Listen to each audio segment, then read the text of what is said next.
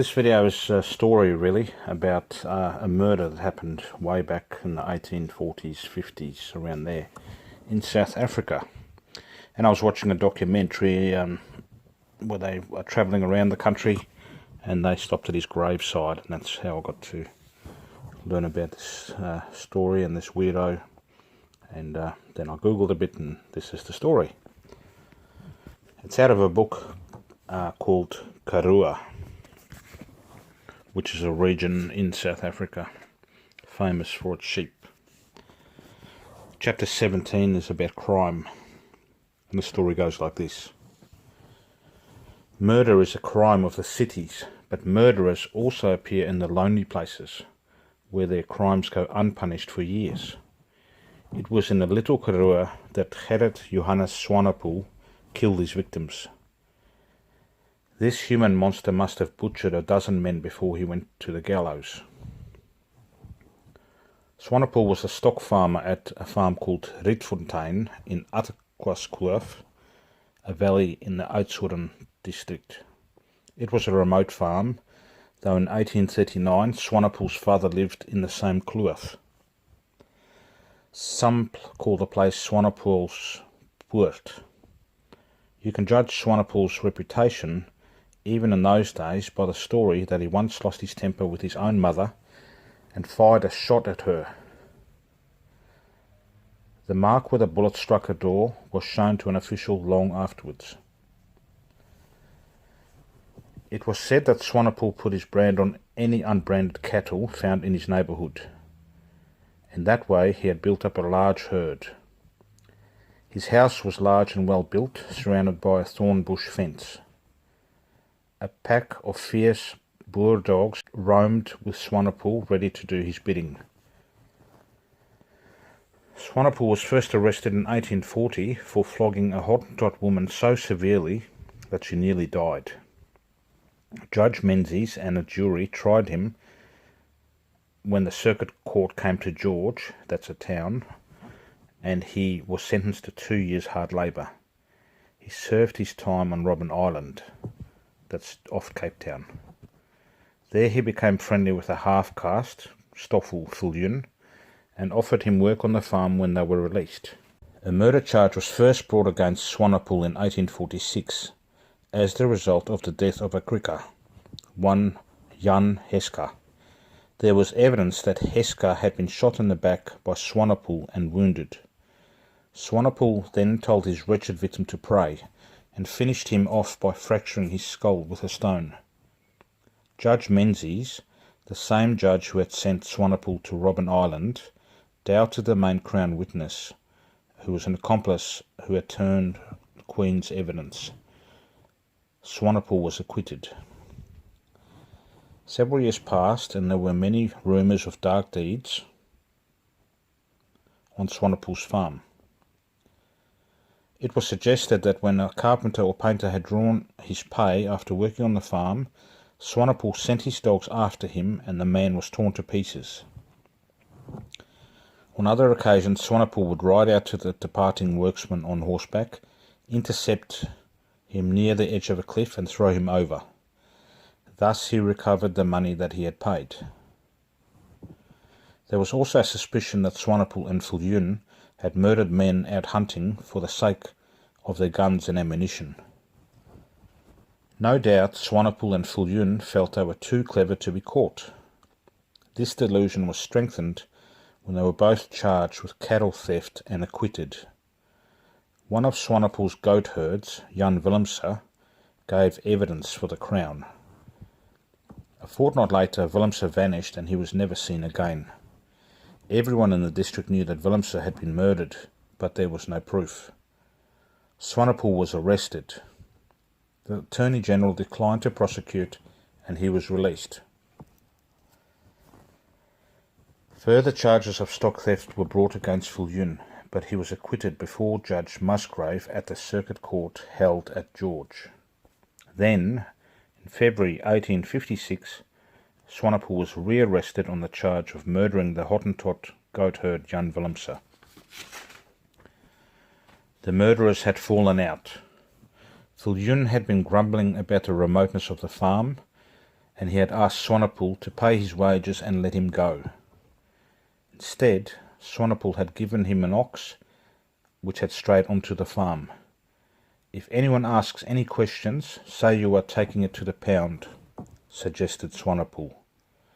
The ox was recognised by the owner's brand, and Viljoen went for advice to Field Cornet Peter Rubenheimer. This was a chance Rubenheimer had been waiting for a long time. He persuaded Viljoen to turn Queen's evidence, and Viljoen made a long statement to the police at George. Rubenheimer had to plan the arrest cleverly, for he knew that Swanepoel would shoot at sight if he suspected that Viljoen had given him away. He arranged with the head constable Penn and 2 farmers to accompany him to the farmhouse. Viljoen was told to remain hidden until he heard a whistle. Rubenheimer informed Swanepoel that his party wished to hunt kudu, which is an antelope sort with the curly horns, and they were all invited inside for a drink. They left their guns on the stoep, which is a word for veranda in Afrikaans. As Swanepoel raised his glass, the 4 officers of the law overpowered him and bound his arms and legs. Swanepoel begged to be allowed to change his clothes before leaving the farm. This plea was not granted, but Rubenheimer went into the bedroom to find out why Swanepoel was so anxious to go in there. Against the wall were 4 muzzle loaders, all ready for use, with percussion caps on the nipples. So the escort left the farm with Swanepoel trussed up securely in a cart. There was a preliminary examination by the Oudtshoorn magistrate, Colonel Armstrong, and then Swanepoel was taken to the Old George Jail, a building which has vanished completely. Swanepoel spent each day locked in the stocks, which stood in the jail yard. He spent his nights in the strongest cell with a guard at the door. Mr. Justice Kluter presided at the George Circuit Court that year. Swanepoel's wife and 2 children were in court. Grietjie Kraaienstein, who had lived with the murdered goatherd Willemse, described the events of the night when Willemse drank too much and aroused Swanepoel's rage. She had seen Swanepoel break Willemse's neck with his bare hands. "I heard the bones crack, just as a stick cracks," she declared. Grietjie risked her life by catching hold of Swanepoel's leg in an effort to pull him away. It was useless. Swanepoel took out his knife, cut Willemse's neck, and left him lying dead. For 3 months, Swanepoel kept Grietjie inside his thorn bush stockade so that she could not inform the police. Viljoen, apparently, was not present at the murder, but his evidence was that Swanepoel had told him about it, remarking that he had buried Willemse, but the dogs had unearthed the corpse.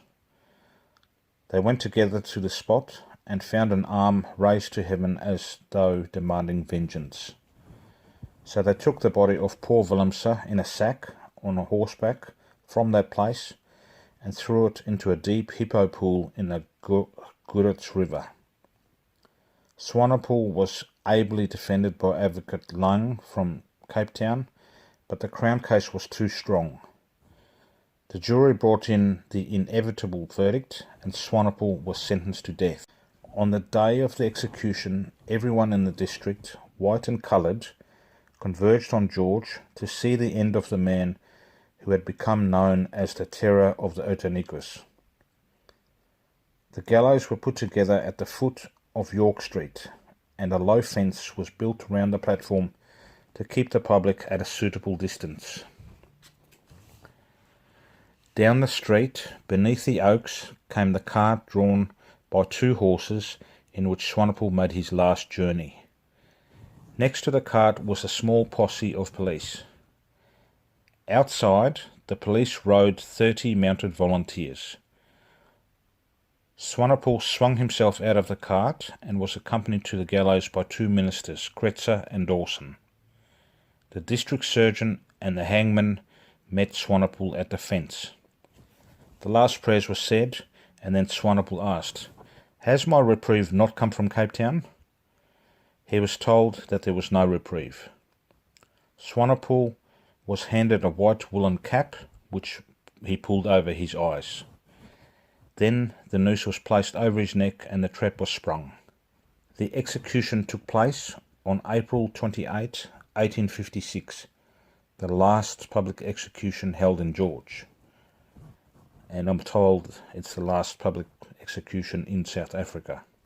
6 months later, Chief Constable James Gavin of Oudtshoorn called on Swanepoel's widow to collect the quit rent due on Witfontein Farm. Mrs. Swanepoel showed him her husband's grave, for the body had been brought back to Witfontein on an ox wagon. Gavin stayed the night. When he went to bed, he thought of a previous occasion when he had visited Swanepoel to collect the quit rent which was in arrears. Maybe that's like an old word for rates, quit rent. Rather to his surprise, Swanepoel had paid him in gold. Gavin knew Swanepoel's reputation and he had brought a pistol with him. When he went to bed, he barricaded his door with furniture. Someone tried to enter the room during the night. It was too much for Gavin. He climbed quietly out of the window with his pistol and the gold, saddled his horse and rode away. But on the farm, Rietfontein, were the unmarked graves of men who had not eluded the terror of the Outeniqua. No one will ever know how many men he murdered. An early Oudtshoorn photographer took a portrait of Swanepoel and his little daughter. If you go to Oudtshoorn Museum, you can study the face of the murderer, but it would not tell you much. The sadist looks nothing more than an affectionate, normal father. And in the documentary that I was watching, I don't know if this is a fable, but they said one time he murdered 4 people. The 5th person was a witness to this, and the only reason that they weren't murdered is because they were taking a toilet break, and that's how they were able to get him arrested and have enough evidence. So anyway, that's just an interesting story about an old murderer. Bye for now.